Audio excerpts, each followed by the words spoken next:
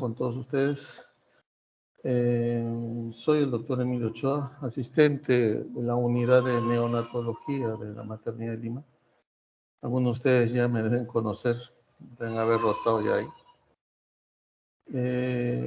Hoy día vamos a tratar de un tema muy interesante y quizás uno de los más frecuentes en las unidades neonatales y pediátricas con respecto a la ictericia neonatal.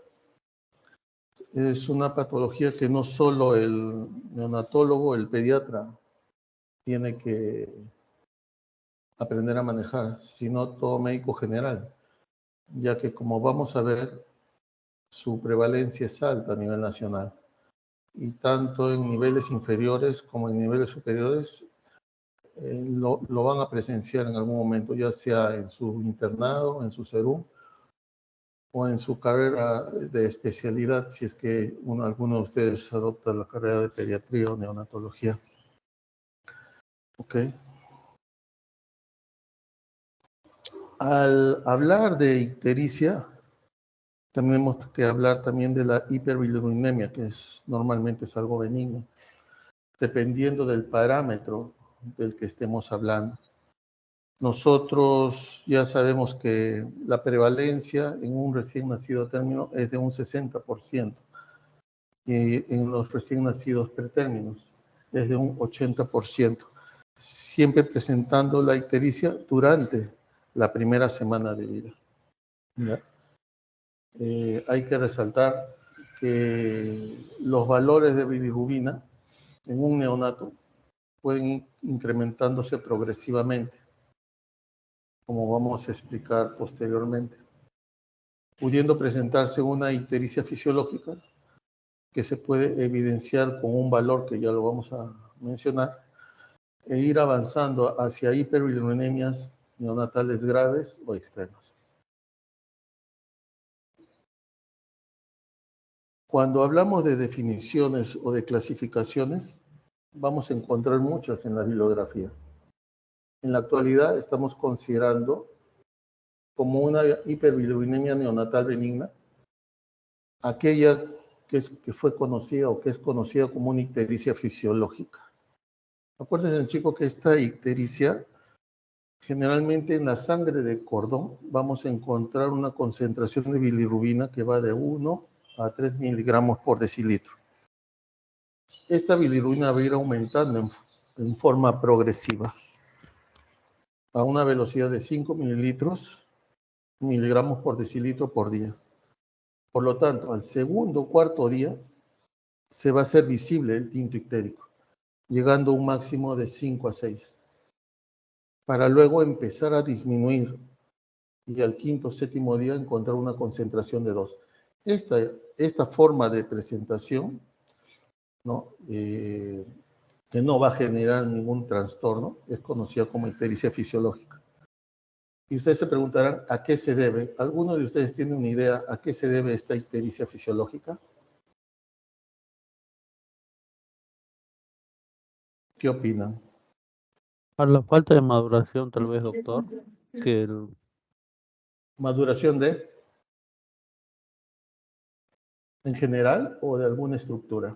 ¿Está bien? Hepático. Hígado. hepático, doctor. Así es, esta es una de las causas. ¿Otra?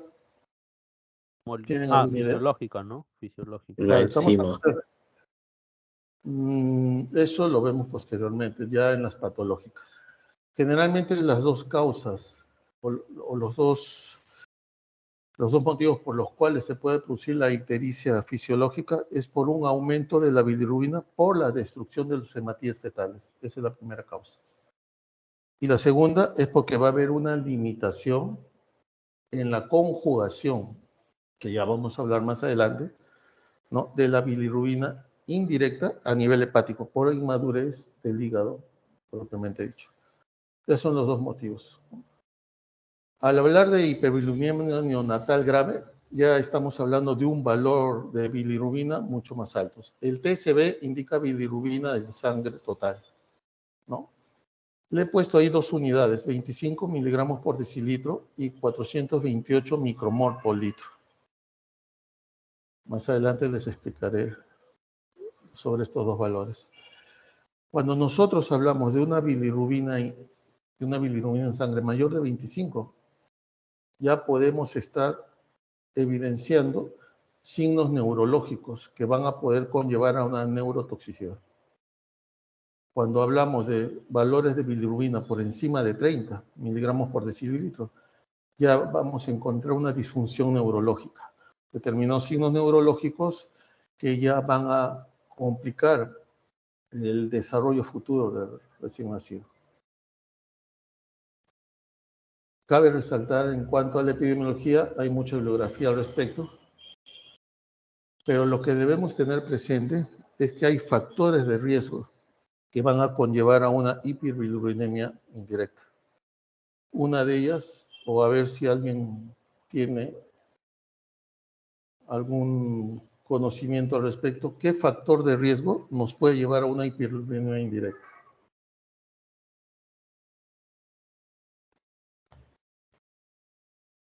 Una diferencia del grupo factor de sangre, tal vez podría ser, doctor. Correcto. ¿Alguien más? Por lactancia materna y por leche materna. Así es. Son varios los factores, ¿no? La edad materna, la raza, muchos relacionan la raza china, la raza japonesa con el incremento de hiperbilirubinemia indirecta, la diabetes materna, la prematuridad, ¿no? Básicamente por la inmadurez hepática, algunos fármacos como la vitamina K, la altitud, la policitemia, por el gran incremento de glóbulos rojos, lo cual va a traer como consecuencia un incremento de la bilirrubina posteriormente, sexo masculino, trisomía 21, los cefalohematomas, que aparecen generalmente en la sintomatología 48, 72 horas después de ocurrido esto. Lactancia materna, como muy bien lo mencionó el compañero de ustedes. La pérdida de peso, que se evidencia mediante la deshidratación. La demora en defecar también tiene mucho que ver con esto, como un factor de riesgo que va a conllevar a una hiperbilirubinemia indirecta.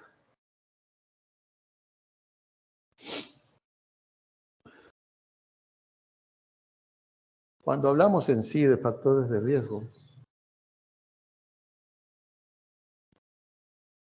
un ratito chicos,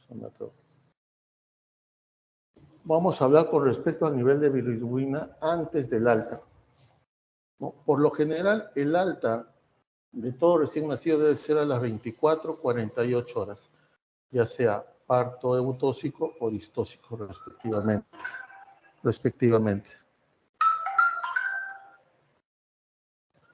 ¿Okay? ¿Qué conlleva esto? Que en la actualidad ya se ha visto que debido a la demanda y a la afluencia, ¿no? Las puérperas están siendo dadas de alta muy tempranamente, sin llegar en algunos casos a las 24 horas. Esto ha conllevado que muchos niños presenten ictericia posteriormente. ¿Debido a qué? A que en la actualidad lo que se busca es que todo niño de 24 a 48 al alta que tenga algún factor de riesgo como el que les mencioné anteriormente, tenga que ser evaluado, ya sea mediante la extracción de sangre, es un procedimiento invasivo, pero lo otro es mediante el transductor transcutáneo, que nos va a poder a nosotros definir si ese niño posteriormente va a ser una ictericia. Entonces, es muy importante tener en mente que todo recién nacido tiene que tener su estancia de vida en las salas de alojamiento y no darle de alta muy prematuramente, porque podemos presentar posteriormente en ese niño una hiperbilirubinemia. Hay factores clínicos asociados a un mayor riesgo, como les mencioné. De todos esos factores, ¿no? Hay factores clínicos que tienen un mayor riesgo, como son la prematuridad, debido a la inmadurez hepática, una ictericia de aparición temprana, acuérdense que la ictericia patológica aparece dentro de las 24 horas, ¿no? Trastornos hemolíticos, como la incompatibilidad ABO, RH o la deficiencia de la glucosa 6-fosfato. Cuando hablamos de los trastornos hemolíticos, tratamos nosotros de agruparlos en tres categorías. Aquellos que tienen defectos hereditarios en el metabolismo de los eritrocitos o en la estructura de la membrana o la hemoglobina. ¿A qué me refiero? Si hablamos de defectos de membrana, podemos hablar de la esferocitosis, ¿no? En la cual nosotros vamos a observar, no se observa con tanta frecuencia en el frotis del recién nacido, o la pignocitosis, que también es otra patología que generalmente en el frotis se puede evidenciar. Deficiencias enzimáticas de los eritrocitos. La más frecuente es la deficiencia de la glucosa 6-fosfato, que va a intervenir en el metabolismo de los eritrocitos y cuya deficiencia se puede asociar con una hemólisis grave, lo cual va a conllevar a una hiperbilirubinemia. También mencionamos dentro de este grupo a aquellos que tienen deficiencia del piruvato sinasa, pero esta patología es muy poco frecuente. ¿Okay? Ahora, cuando hablamos, en el primer punto les mencioné los déficits hereditarios, también hablamos de trastornos adquiridos. Dentro de los trastornos adquiridos podemos hablar de infecciones o alguna causa adquirida de hemólisis. Y dentro también de esta categoría podemos hablar de las causas hereditarias de hemólisis.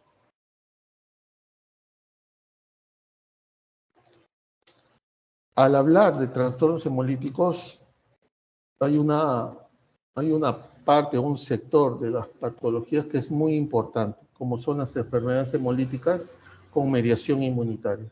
Ahí podemos hablar, y son las causas más comunes de hemólisis. Ahí podemos hablar de los isoanticuerpos no ABO o de la conocida como enfermedad hemolítica ABO. Dentro de los factores de riesgo, también con mayor relevancia, está la presencia de un progenitor o hermano que requirió tratamiento. Cuando yo lo menciono, el cefalohematoma.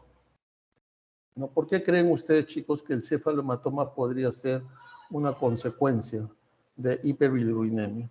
¿Alguien de ustedes tiene una idea? Doctor, porque al fin y al cabo los glóbulos rojos que están concentrados en el hematoma se van a tener que degradar y eso causa el aumento de la bilirrubina. Así es. Más adelante vamos a ver la parte fisiológica y lo que dice su compañero tiene mucho de cierto. Pero aquí hay algo hay una pequeña variación, que todo esto, esta sangre que se ha extravasado o que está acumulada en determinados lugares, ¿no? Va a catabolizarse a nivel de los macrófagos. Y este macrófago en su interior tiene la hemoxigenasa y la biliverdina reductasa, que como veremos más adelante, interviene en el metabolismo de la bilirrubina. Otro factor a mencionar es la macrosomía en un recién nacido de una madre diabética, el síndrome de Down y la lactancia materna exclusiva, pero por una mala ingesta. ¿No?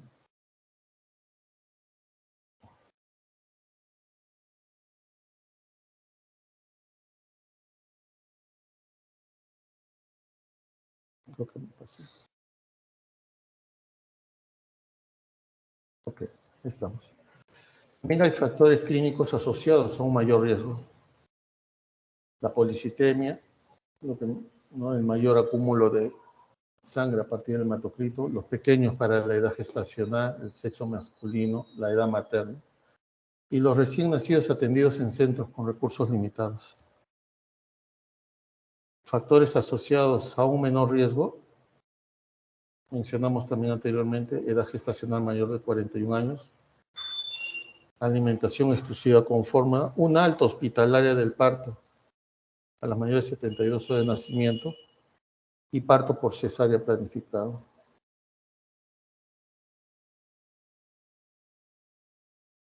Ahora, muy bien. relacionando principalmente con la cantidad de bilirrubina no ligada en la sangre y la integridad de la pared hematoencefálica. ¿A qué nos referimos con esto? ¿Alguna idea, chicos?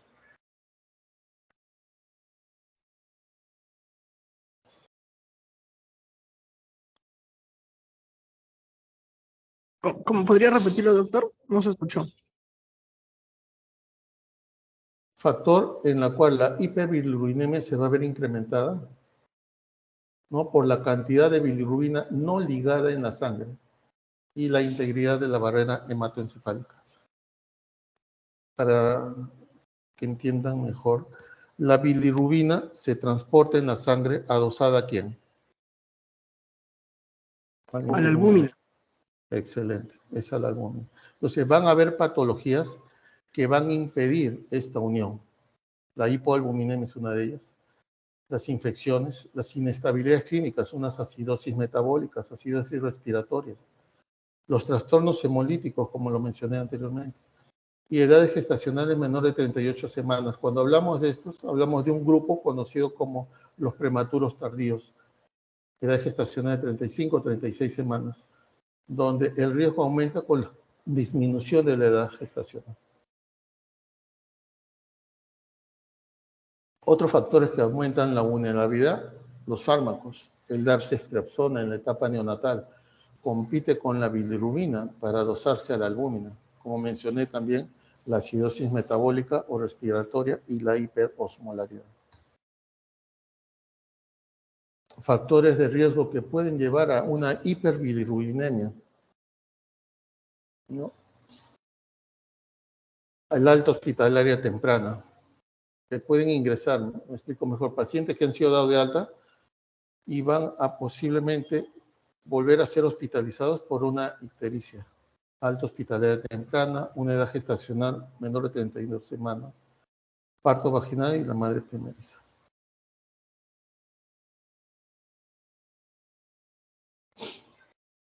Aquí les he traído un cuadro en el cual se esboza claramente el metabolismo de la bilirrubina.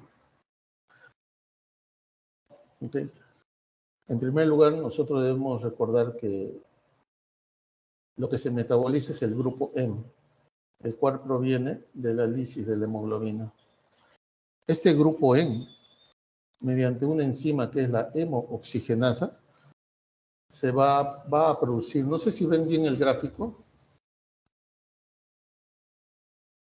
ahí donde está el puntero, este es el grupo M, y la hemooxigenasa va a dar origen a la biliverdina, y también va a dar origen a CO2, que no les he detallado acá. Esta biliverdina va a ser metabolizada por la biliverdina reductasa, la cual va a producir bilirrubina. ¿Qué tipo de bilirrubina produce? ¿Qué dicen, chicos? Directa. ¿Directa o indirecta? Indirecta. Indirecta. Conocida como también no Directa. No conjugada. No conjugada. no conjugada. ¿Okay? No conjugada. Este término tienen que tenerlo presente, ¿ok? Para más adelante. Ahora, esta bilirrubina indirecta se va a adosar a la albúmina, como ven ahí, y va a ir al torrente sanguíneo, en el cual, a partir de unas ligandinas YZ, va a ingresar al hepatocito. En el hepatocito, mediante la unión de la glucorin-transferasa, va a ocurrir lo que conocemos como la conjugación de esta bilirrubina indirecta en directa, la cual posteriormente va a discurrir hacia el intestino, donde va a eliminarse. ¿Está claro? Chicos, ¿tienen alguna duda hasta aquí?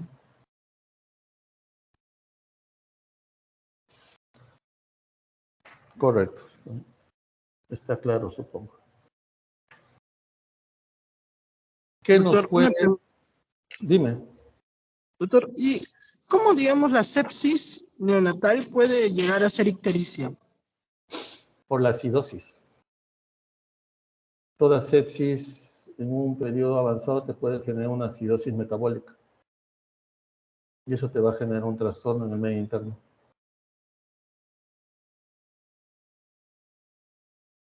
Gracias, doctor. Doctor, una consulta.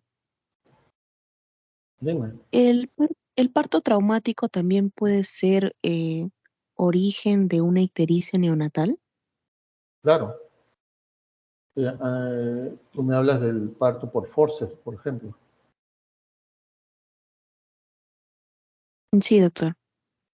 O un parto en el cual ha sido tan traumático que de repente ha generado un cefalohematoma intenso o un trauma, o una hemorragia o un hematoma subclavial, sí puede generar. Porque ese acúmulo de sangre posteriormente va a ser degradado a nivel de macrófago y va a generar que se incrementen los niveles de bilirrubina, como lo mencioné anteriormente. ¿Ok? Ok, chicos. Viendo este gráfico, mencionamos la policitemia, el cual es un factor de un incremento de bilirrubina indirecta más adelante. Anemias hemolíticas, como la incompatibilidad o RH, ¿no? Las congénitas, como la esferocitosis que le mencioné. Disminución de albúmina, la hipoalbuminemia, también es un factor de riesgo para que haya una hiperbilirubinemia, porque ya no va a haber forma de cómo se transporte esta, y va a haber una hiperbilirubinemia indirecta libre en sangre. El síndrome de Gilbert, síndrome de Crigler-Najjar tipo 1 y tipo 2. ¿Alguien de ustedes sabe sobre esta patología o tiene alguna idea?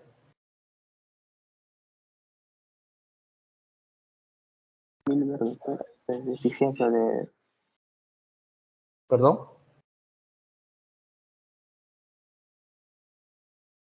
Bueno, chicos, el síndrome de Crigler-Najjar tipo 1 y tipo 2, la tipo 2 es conocida como síndrome de Arias, ¿no? El tipo 1 es poco común, pero se caracteriza porque va a haber una ausencia completa de la actividad de la enzima glucuroniltransferasa. Ahora, yo les hago esta pregunta. Si hay una ausencia de esa enzima, en primer lugar, ¿en dónde se localiza dicha enzima? En segundo lugar, Hepatocito. hepatocito. hepatocito. ¿Qué tipo de bilirrubina se va a incrementar? La indirecta, porque la directa no se transforma la directa. Correcto, así es. No, en el síndrome de Crigler-Najjar, al haber una ausencia de esta enzima, no ocurre la conjugación. Por lo tanto, los valores de hiperbilirubinemia se ven elevados. ¿El tratamiento cuál es? Trasplante hepático. El síndrome de Crigler-Najjar no es conocido como síndrome de Arias. La diferencia es que un 50% de esta enzima aproximadamente se encuentra presente, ¿no? Por lo menos la actividad se encuentra reducida. Vamos a encontrar valores más moderados de hiperbilirubinemia indirecta, ¿no? Así como una actividad baja de dicha enzima. En algunos ensayos mencionan que el tratamiento paliativo debe ser el uso del fenobarbital. El síndrome de Gilbert es mucho más común que el síndrome de Crigler. Y generalmente se caracteriza por lo mismo, por una hiperbilirubinemia no conjugada, pero leve, crónica o recurrente. Y no va a haber hepatopatía o hemólisis evidente en este tipo de síndrome. Estos son los tres síndromes más conocidos o más comunes en la parte de hiperbilirubinemia. Hepatitis y TORCH. Cuando hablamos de TORCH, ¿de qué estamos hablando, chicos? Las enfermedades infecciosas. Claro, como toxoplasmosis, rubiola, megalovirus. Y ¿Perdón? No te escuché. Bueno. Todo paciente que presenta este tipo de patología, sea una hepatitis o un TORCH, es una enfermedad que va a afectar el órgano, el hígado. Por lo tanto, el metabolismo que ocurre a este nivel se va a ver alterado. Y la posibilidad de que haya una hiperbilirubinemia indirecta también es alta.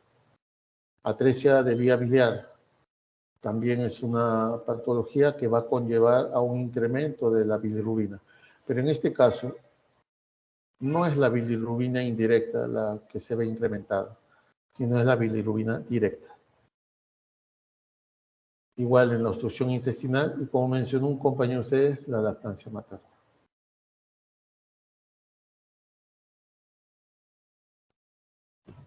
Estos son dos cuadros de lo que ya hemos mencionado, de las causas tanto de hiperbilirrubinemia indirecta como directa, ¿no? Ya mencionarlas de nuevo. Están ahí para que lo lean un poco. Manifestaciones clínicas. Chicos, ¿cuál es la manifestación clínica más evidente en esta patología? La ictericia. Así es, la ictericia. Como vemos ahí. Es una coloración amarilla que aparece en piel y tejido celular subcutáneo. Muchas de estas ictericias son reconocidas a simple vista. Otras, en la gran mayoría, otras tenemos que hacer una digitopresión y evidenciar esta pigmentación amarilla que observamos en el cuerpo. Recordar también que la progresión de la ictericia siempre es cefalocaudal. Siempre cefalocaudal. Muchas mamás llegan a la consulta después de haber sido dado de alta, preocupadas porque su niño tiene los ojos amarillos, ¿no? Y muchos no le tomamos la importancia de vida o no le hacemos un examen o un cribado para descartar o no la presencia de hiperbilirubinemia. Pero acordarse que se correlaciona mucho con una hiperbilirubinemia clínicamente significativa en niños que tienen la esclera amarilla, sobre todo si se observa dentro de las 48 72 horas después del nacimiento y si persiste. Otros hallazgos físicos que podemos encontrar en esta patología, la palidez, ¿no? Un niño que presenta una ictericia por hemólisis, definitivamente va a haber cierta palidez. Una hemorragia localizada, un cefalomatoma o cualquier trauma obstétrico en el momento del parto, como lo mencionó su compañera.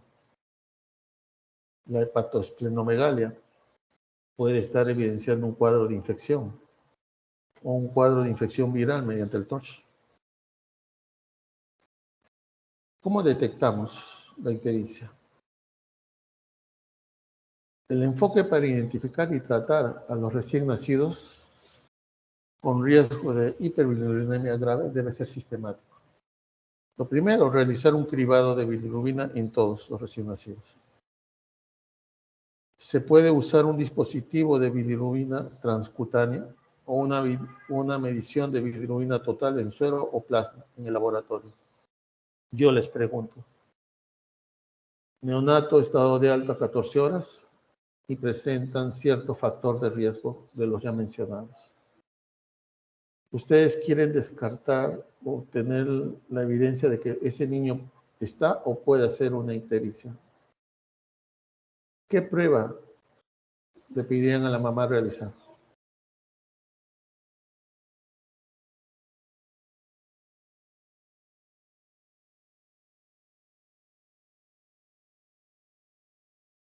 ¿Qué dicen, chicos?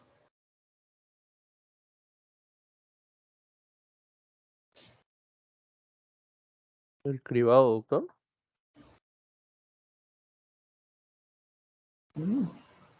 Sí, pero el cribado, básicamente ya acá, ¿a qué te refieres específicamente? ¿A una bilirrubina transcutánea o la obtención del valor de bilirrubina mediante el suero o plasma? Seroplasma. Es una prueba invasiva. Les comento. Es cierto lo que dice el compañero. Tenemos un paciente con una clínica, una piel ictérica, y con factores de riesgo que me pueden hacer pensar que este niño es candidato a ser hiperbilirubinemia, ¿no? En nuestro país, solo en una o dos clínicas he visto, van a hacer la obtención de bilirrubina mediante el suero. Pero ya se está usando en la actualidad el traductor transcutáneo, que es un aparato que nosotros lo ponemos en la frente y que nos va a dar un valor y que nos va a predecir que este niño va a ser un cuadro de ictericia. Entonces, les vuelvo a preguntar, si pasara esto, si el niño tiene un factor de riesgo, pero no, de repente no es ictérico, pero sí tiene ciertos factores de riesgo, como ya les mencioné, ¿qué prueba le harían ustedes?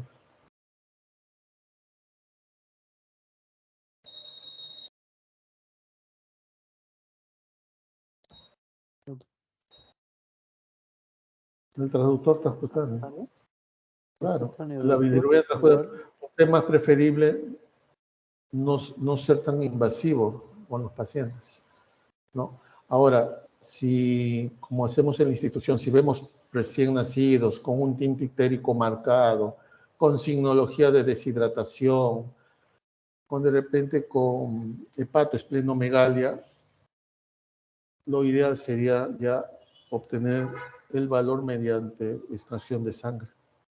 Pero todo va a depender de los factores de riesgo. El nivel de bilirrubina se utiliza junto con la evaluación de riesgo de desarrollo, como les mencioné anteriormente. Va mucho de la mano con los factores de riesgo. Uno de ustedes habló del cribado de bilirrubina en recién nacidos. Vamos a hablar algo de ello. Tanto la bilirrubina sanguínea total como usar el transductor transcutáneo se debe realizar dentro de las 24 a 48 horas después del nacimiento o antes del acta, lo que ocurra antes. Eso es lo que ya está estipulado.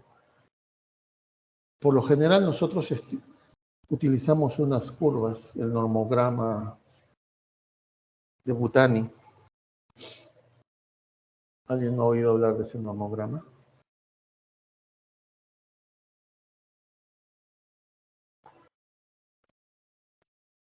Son unas curvas en la cual relacionamos tanto las horas de vida, la edad gestacional y la concentración de bilirrubina que nos da en milimol, en miligramos por decilitro.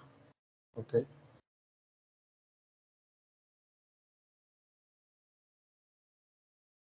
Este es un dato importante. Si los valores del transcutáneo es mayor de 15 o está dentro de los 3 miligramos del umbral de fototerapia, se debe confirmar como una medición.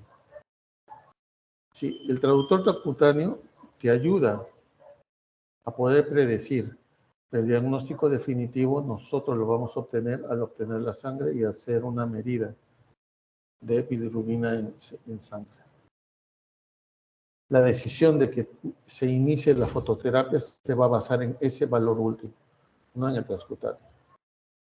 Ahora, si este valor seroso de bilirrubina recién nacido está por encima del umbral de fototerapia, se debe comenzar con el tratamiento.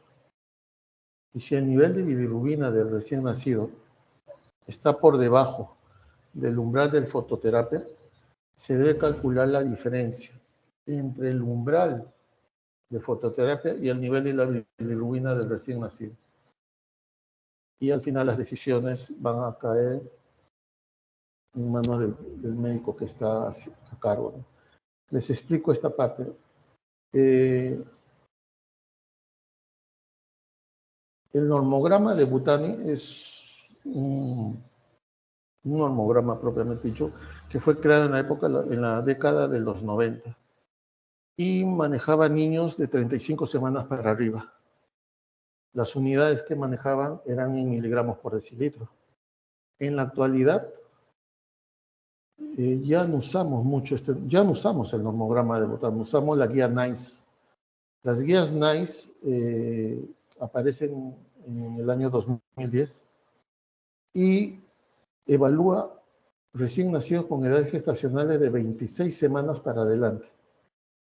Y las unidades que manejamos es de milimol por litro. Cuando ustedes vayan a los laboratorios, estén trabajando y pidan una bilirrubina, se van a dar con la sorpresa de que aparece en miligramos por decilitro. Por lo tanto, ustedes tienen que hacer la conversión.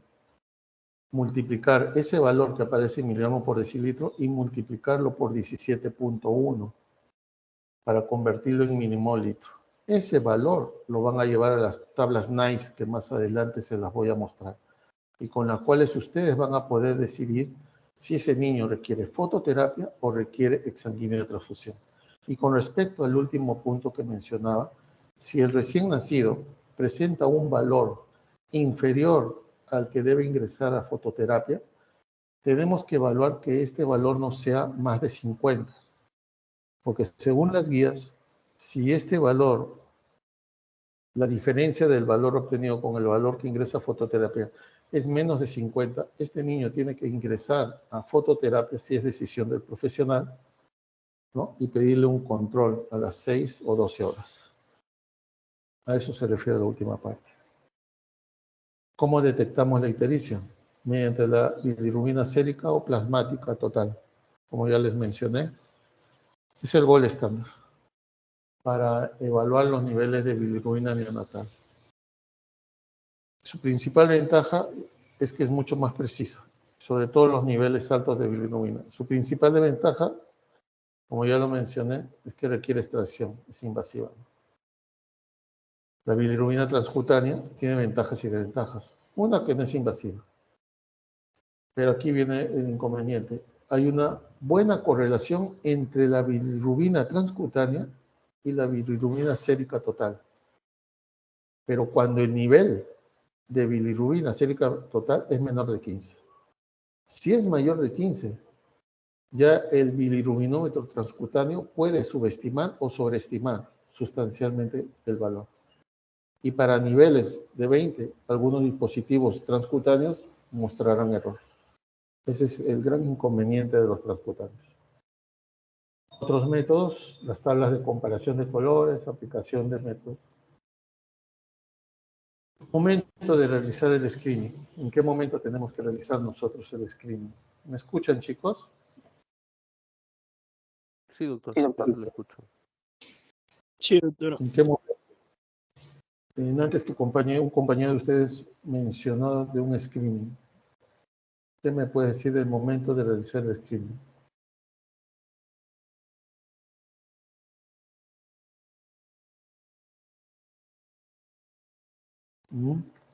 Todo va a depender de si hay presencia de factores de riesgo asociados a una clínica, ¿no? Que te puede conllevar a una hiperbilirubinemia grave. ¿Qué tipo de exámenes piden aparte de la bilirrubina?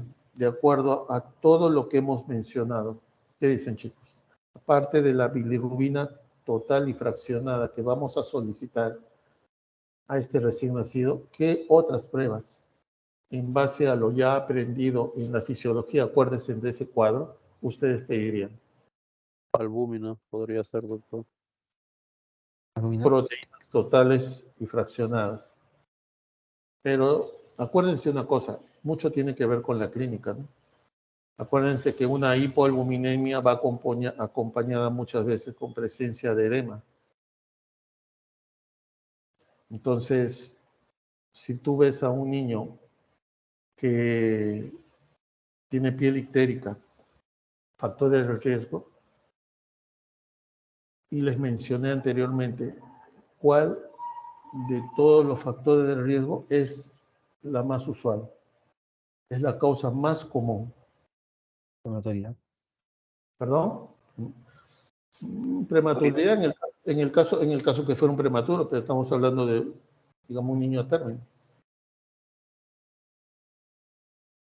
Vamos, chicos, lo tienen ahí. Incompatibilidad también podría ser, doctor. Así es, incompatibilidad. Y si tú estás pensando en una incompatibilidad, en este caso estamos hablando de una enfermedad hemolítica ABO, ¿qué prueba pedirías? El test de Combs. Un grupo sanguíneo primero. Oh, así es. Es decir, las dos respuestas están correctas. Las dos respuestas están correctas, pero tenemos que ir en orden. Un grupo y factor, ¿no? Para ver si el grupo de la mamá es igual que el del niño o hay diferencias.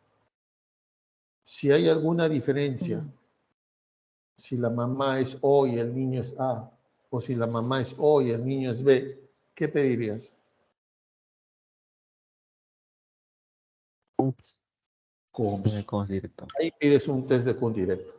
Si tú pides un test de CUN directo y no hay ningún tipo de enfermedad hemolítica con mediación inmunitaria, no tendría mucho sentido. Entonces, lo ideal es ir por partes. Grupo y factor, ustedes ven la diferencia si hay esa presencia 3 de CUN. ¿Directo o indirecto? Es el directo, doctor. Así es. Acuérdense siempre, directo. ¿Ok? Preguntar si hay antecedente familiar. Y acuérdense bien que una vez que tenemos ya el diagnóstico y el recién nacido ha sido hospitalizado, tenemos que hacerle pruebas rutinarias cada 24, cada 12, 24 o 48 horas, dependiendo del valor inicial.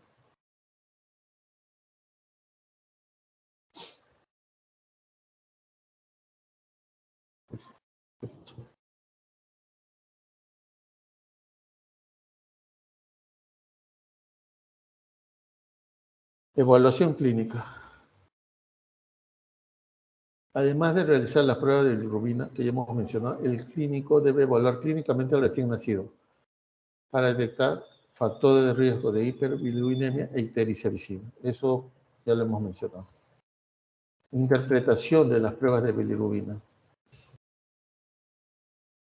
Los valores de bilirrubina se interpretan en relación a los umbrales.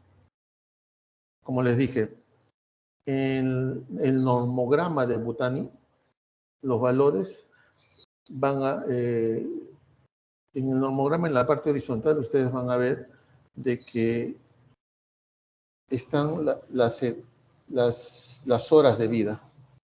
En la parte vertical vamos a ver, no sé si distinguen bien, la concentración de bilirrubina.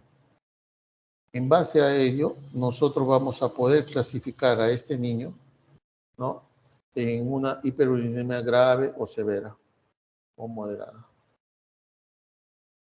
También nos sirve para valorar la exsanguínea transfusión, ¿no? Si los valores son muy elevados, si lo llevamos a la tabla y nos conlleva llevar a... Generalmente cuando está por encima del percentil 95 en el normograma de Butani nos va a indicar de que este niño tiene que entrar a exsanguíneo.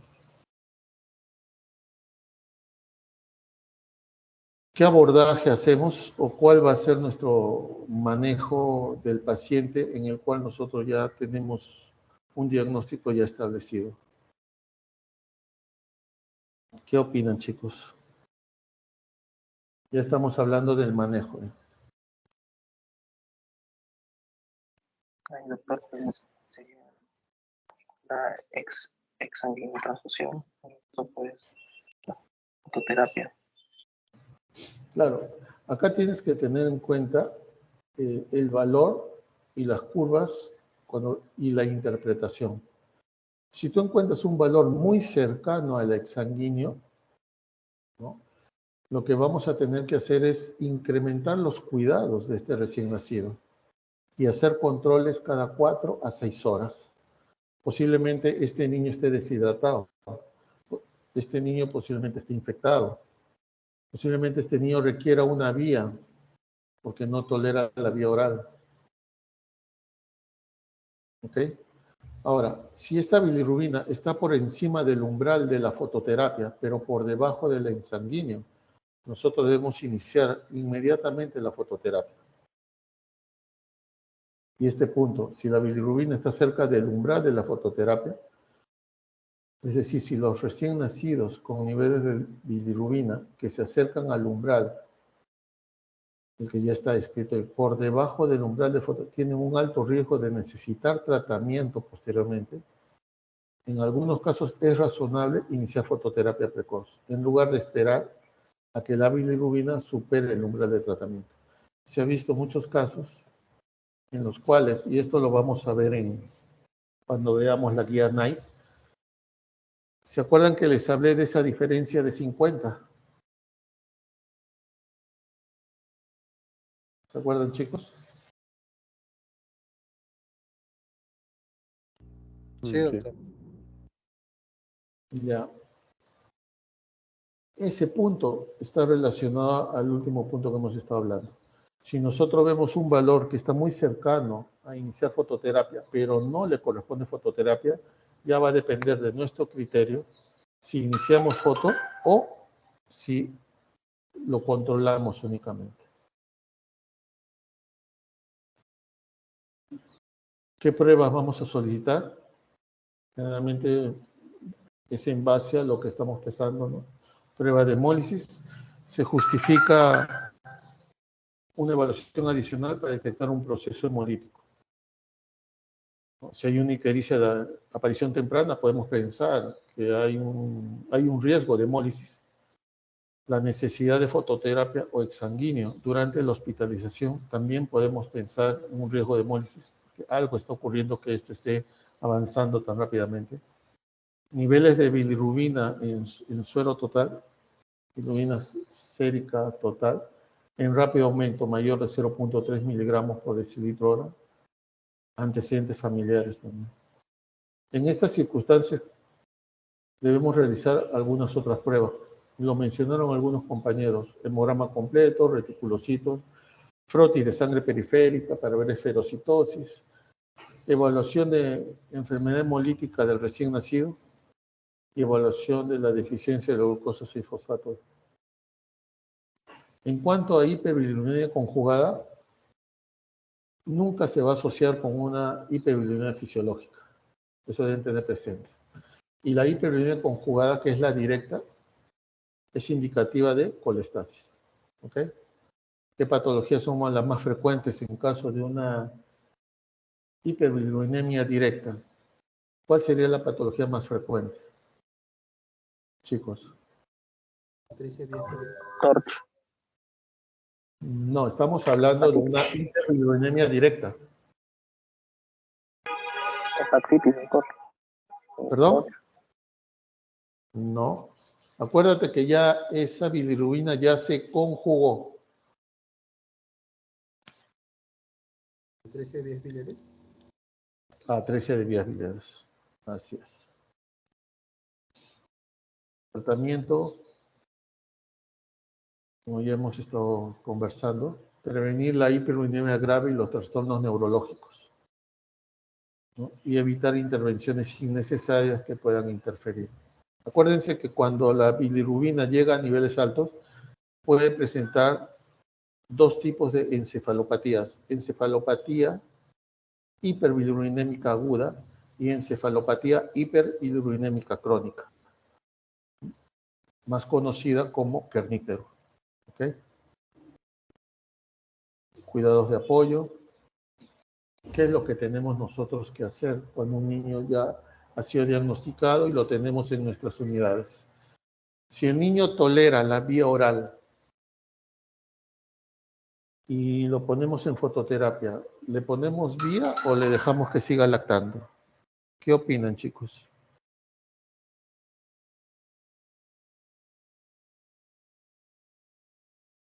Lactancia, doctor. ¿Perdón? Lactancia materna. Así es. Eso es lo primordial. Lo importante es que estos niños tienen que recibir una nutrición y una hidratación adecuada. Tienes que mantener una adecuada diuresis. Como mencionó su compañero, se recomienda la lactancia materna para los recién nacidos con hiperbilirubinemia. La alimentación enteral siempre se va a preferir sobre la endovenosa, a no ser que el niño venga totalmente deshidratado, chocado, séptico, con poca tolerancia, ¿no? Y en cuanto a la hidratación endovenosa, La mayoría, como dice ahí, no requiere de esta hidratación, ya que la alimentación oral proporciona una hidratación adecuada. Los umbrales. Los recién nacidos con niveles elevados de bilirrubina asociados a signos de encefalopatía bilirrubínica aguda suelen requerir una intensificación de los cuidados. Lo que le mencioné anteriormente. Cuando hay un incremento de la hiperbilirubinemia, ¿no? a valores por encima de los 30 miligramos por decilitro, puede conllevar a una encefalopatía crónica o aguda. ¿Qué dicen, chicos? Los mencioné en el cuadro anterior. Si tenemos una hiperbilirubinemia mayor de 30, hay el riesgo de que haga una encefalopatía hiperbilirubinémica aguda o crónica.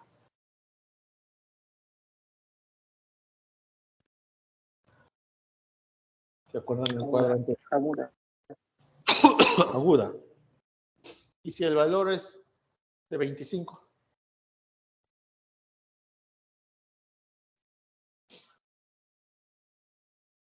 ¿No? Acuérdense, en el cuadro anterior estaba de que la neurotoxicidad comienza a presentarse con valores por encima de 25. ¿Ok? En la cual nosotros ya a ese paciente lo catalogamos como un encefalopático por hiperurinemia aguda. Si el niño presenta valores por encima de 30, ya posiblemente estamos hablando de la posibilidad de un kernicterus o una encefalopatía hiperbilirubinémica crónica. Los pacientes asintomáticos, la Academia Americana ha establecido umbrales de bilirrubina específicos para cada hora, para iniciar el tratamiento. Si la bilirrubina está por encima del umbral, el tratamiento debe iniciarse rápidamente. Si la bilirrubina está cerca del umbral, como se mencionó también anteriormente, los recién nacidos con niveles de bilirrubina por debajo de 2 tienen un alto riesgo de necesitar tratamiento. Y si esta bilirrubina está por debajo del umbral, por lo general no suele requerir, pero estamos expectantes. Tratamiento, la fototerapia, es la intervención más utilizada para tratar y prevenir la hiperbilirubinemia grave. Generalmente son focos de luz. Anteriormente se usaban los de luz blanca, ahora estamos usando fluorescentes de luz azul.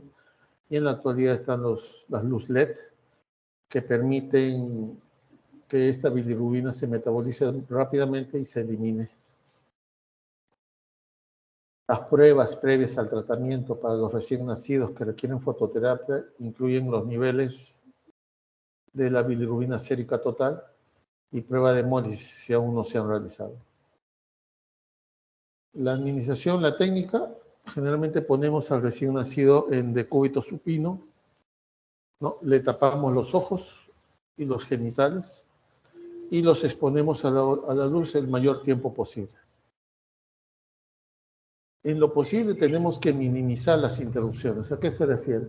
Que si ese niño tiene un nivel de fototerapia, un nivel para fototerapia, perdón, y tolera la vía oral, lo recomendable por la Academia Americana es no poner endovenoso y seguir dando el lactar. Pero tenemos que ser muy observadores en cuánto tiempo va a durar la lactancia. Porque hay muchas mamás que tienen al niño, le dan el lactar y siguen con él, ¿no? Interrumpiendo el tratamiento que es la fototerapia. Y esto se va a evidenciar a las 12 o 24 horas cuando solicitemos los exámenes que el valor no ha descendido. Por eso tener muy presente esto. La eficacia de la fototerapia va a depender de la dosis de administración, la irradiancia. La dosis va a depender por la altura en la que está la luz hasta la piel del recién nacido. Esa es la irradiancia. Y también de la cantidad de la superficie expuesta. Hay equipos de fototerapia que son en tipo de círculo y que solo enfocan una parte del cuerpo. Y hay equipos que van a brindar una fototerapia en todo el cuerpo del recién nacido. Bueno, la irradiancia, estos son datos. Como les mencioné, los dispositivos que se utilizan actualmente son las lámparas LED azules. Son las fuentes de luz óptimas para la fototerapia, ya que suministran luz de banda estrecha, de alta intensidad, a la longitud de onda óptima, sin emitir luz ultravioleta. Otras fuentes de luz son los tubos fluorescentes o las bombillas halógenas. El principal mecanismo es la conversión irreversible de la bilirrubina en lumirrubina, que no es neurotóxica y es más soluble que la bilirrubina. Efectos a corto plazo no se han visto y posibles efectos a largo plazo tampoco. Respuesta al tratamiento, algo importante. En la mayoría de los recién nacidos que reciben fototerapia, debe comprobarse el nivel de bilirrubina plasmática o sérica total, de seguimiento a las 6 o 12 horas, iniciado el tratamiento. Sin embargo, en los recién nacidos que requieren una intensificación de la atención, se justifica un seguimiento más temprano. Todo va a depender del valor. Una fototerapia eficaz produce un descenso de la bilirrubina sérica total de al menos 2 a 3 miligramos por decilitro. ¿No? Acuérdense esto, a veces hay pacientes que están sometidos a este tratamiento, le pedimos un control y no evidenciamos que ha habido una disminución adecuada del pigmento de bilirrubina. ¿A qué se debe? Ha estado interrumpido el tratamiento porque el bebé ha estado en plena lactancia, la mamá lo ha tenido mayor tiempo. Puede detectarse una disminución de la bilirrubina ya a las 2 horas de iniciar el tratamiento. Y 24 horas de fototerapia puede reducir eficazmente los niveles, entre un 25 y un 40%. Este es un resumen de casi todo lo que hemos hablado. Y bueno, chicos, no sé si tienen alguna pregunta.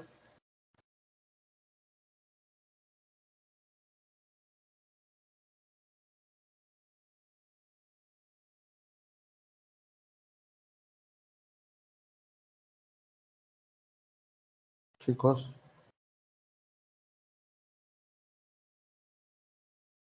Hola, ¿me escuchan? Sí, Hola.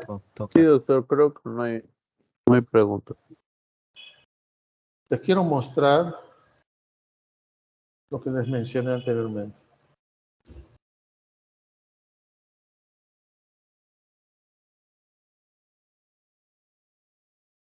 Esta es la guía NICE. ¿Lo están viendo? Sí, sí, doctor. Ya. No sé qué pasó con esto. Un ratito, se me congeló. Doctor, una pregunta. Sí. Solamente para corroborar, sí le había dicho en clase, cuando los valores estaban en miligramos, lo multiplicamos por 17.1, ¿era? Así es. Ahorita te voy a explicar por qué. ¿Ven el cuadro que está ahí? Sí. No sé si lo llegan a ver. ¿Pueden confirmarme si lo ven? Sí se ve el cuadro, doctor. Sí se ve, doctor. Ya. ¿Qué ven en la parte superior donde está el puntero? ¿Qué número dice? 23. Así es. Esa es la edad gestacional de ese niño. Entonces, cuando nosotros vamos a ver un niño mucho más grande, para que les explique mejor y entiendo. Si nos vamos al final, ahora sí, ¿cuántas semanas dicen? 38. A más. ¿Sí o no? Ok. Esta línea azul que ustedes ven, donde está el puntero, es el límite para ingresar al rango de fototerapia. Y el rango de fototerapia es esto donde estoy yendo con el puntero, esta zona de acá. Pasando la línea roja, ya este niño entra a una posible sanguínea transfusión. Si ustedes ven aquí donde está el puntero, en la parte inferior, ¿no? Marca los días de vida. Y si ustedes ven al costado izquierdo donde está el puntero, están las unidades de bilirrubina, pero ¿en qué están las unidades? ¿Me puede decir algo? El mismo alumno que me habló de la conversión, ¿me puedes decir en qué unidades está ahí? ¿En micromol por litro, doctor? Ah, así es. Entonces, a tu pregunta, cuando pedimos una bilirrubina en laboratorio, la gran mayoría de veces te va a venir ¿en qué unidades? En miligramos. En miligramos por decilitro. Okay. Con ese valor, tú no puedes aplicar la guía NICE. Por lo tanto, tienes que multiplicar ese valor por una constante que es 17.1. Acuérdense, 1 miligramo por decilitro equivale a 17.1 milimol por litro. Entonces, al multiplicar ese valor, les va a salir, por ejemplo, que tengan 20 de bilirrubina, que les haya salido. ¿Cuánto sería el valor en milimol por litro? ¿Qué dicen, chicos? Si el niño tiene 20 bilirrubina, 342. 20 342. así es, 342. Y ese niño tiene 3 días de vida. ¿Ok? ¿Estamos o no estamos? Sí. Sí, sí, doctor. Y este niño tiene 39 semanas de edad gestacional. ¿Dónde lo ubican? ¿Está para foto? ¿Está para exsanguíneo? Para exsanguíneo. ¿Por qué? ¿Cuánto salió el valor? 342. ¿Y dónde está 342? Si 300. esta línea azul, ¿en qué valor llega? Para fototerapia está, doctor. Por eso, ¿en qué valor llega esa línea azul? 350. Sí. ¿Sí o no? Pero el valor que te salió fue 342. Para 3 años, dijo. Para 3 días. Para, sí, para 3 días, perdón. ¿Sí o no? Para 3 días. Entonces, ¿dónde estamos para 3 días? más abajito. En la pendiente, más arribita. Aquí. Estamos en foto. Ese niño entra a fototerapia. Eso es lo que les quería demostrar. ¿Estamos? Si ese niño tiene 6 días de vida y te sale el mismo valor, ¿dónde estaría? ¿Estaría para fototerapia? ¿Para exsanguíneo? ¿Qué dicen ustedes? Como dijo doctor, disculpe. Si ese niño tiene el mismo valor que dijo tu compañero, 342, si no más no me equivoco, ¿no? Y tiene 6 días de vida. 6 días de vida. ¿Entra foto o dónde estaría? No entra, no recibe. No entra, creo, está por debajo. Está por debajo. Muy bien. Pero ahí entra lo que les dije anteriormente, que te menciona la guía, ¿no? La diferencia de 50. Entonces, normalmente si este es 350, donde está la raya, ustedes tienen que restar 50 y sería 300. Los niños que están por encima de 300 y por debajo de 350, en este caso, va a entrar a tallar mucho el criterio. En caso personal, yo los ingreso y les hago una evaluación posteriormente. ¿No? Si el niño tuviera mucho menos de 300, 248, definitivamente no. ¿Entendieron la gráfica?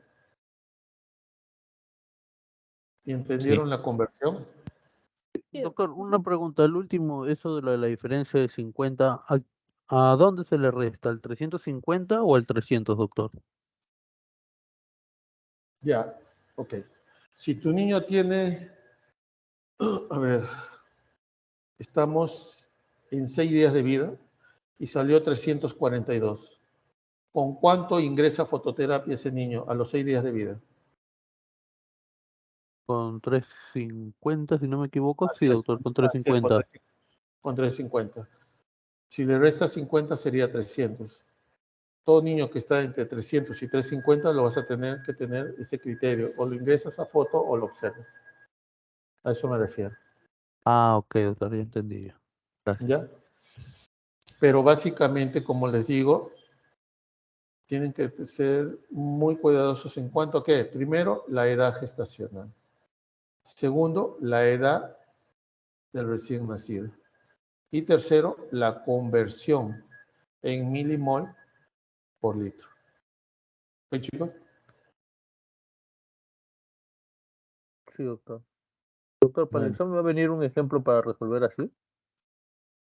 La doctora Dávila se va a encargar. ¿Cuándo es su examen? Mañana. Ah. Yo hoy día le voy a pasar las preguntas. Gracias por decirme eso. Posiblemente. Pero algunas van a ser de fisiología. Si ustedes se acuerdan de ese cuadro de fisiología, tienen todo ya. Pero van a saber qué pedir, qué patología, cómo están tratando al niño. Van a tener más claras las cosas. Bueno, chicos, ya no habiendo más preguntas, les agradezco su audiencia y espero que les haya servido en algo la charla. Gracias, doctor. Gracias, doctor. Ya, chicos. Gracias. Cuídense. Nos vemos en la práctica.